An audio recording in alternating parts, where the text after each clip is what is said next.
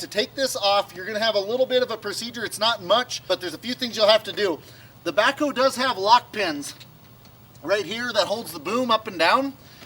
Your stabilizers on the side, you're going to be using your stabilizers to kind of hold it from the side, lift it off the tractor. You're going to be using your hoe to give it forward and aft movement. And then the only thing that you're really going to have is right underneath the seat, you've got 2 pins right here. There's 2 little brass pins. We're going to start the tractor. We're going to pull those pins out. Once they're out, we're going to take the stabilizers and just lift the backhoe out of, there's some little cradles that it has down there. Once they're out, the backhoe is off of the tractor. You can pull it ahead a few feet, and then there's a couple hoses down there that you need disconnected and hooked back together, and the backhoe will be completely off. Putting it back on will be just a reverse procedure of that.